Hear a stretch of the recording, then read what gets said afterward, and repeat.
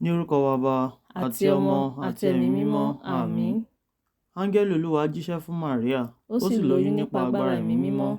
Mo kí ọ Màríà, ó kún fún oore ọ̀fẹ́, Olúwa ń bẹ pẹ̀lú rẹ, alábùkún fún ni ìwọ nínú àwọn obìnrin, alábùkún fún sì ni èso inú rẹ Jésù.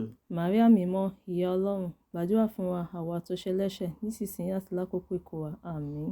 Sáà wo ọmọbìnrin ọ̀dọ̀ Olúwa ni èmi, kí ó rí fún mi gẹ́gẹ́ bí ọ̀rọ̀ rẹ. Mo kí ọ Màríà, ó kún fún oore ọ̀fẹ́, Olúwa ń bẹ pẹ̀lú rẹ, alábùkún fún ni ìwọ nínú àwọn obìnrin, alábùkún fún sì ni èso inú rẹ Jésù.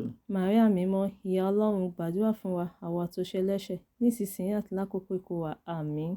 A sì sọ ọ̀rọ̀ di ara, ó sì ń bá wa gbé.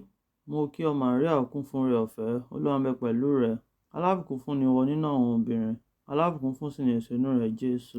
Màríà mímọ́, ìyá Ọlọ́run, gbàdúrà fún wa àwa tó ṣẹ̀ lẹ́ṣẹ̀, nísinsìnyí àti lákòókò ikú wa, àmín.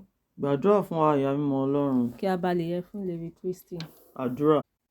Olúwa, àwa ń bẹ̀bẹ̀ lọ́dọ̀ rẹ, tú ọ̀pọ̀ oore ọ̀fẹ́ rẹ dà sínú ọkàn wa, bí àwa sì ti mọ̀ nípasẹ̀ iṣẹ́ tí ara áńgẹ́lì kan sí Màríà wúńdíá ni Jésù Kristi ọmọ rẹ fi di ènìyàn.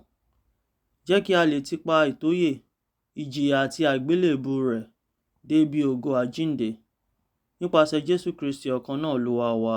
Àmín. Ní orúkọ Baba àti Ọmọ àti Ẹ̀mí Mímọ́, àmín.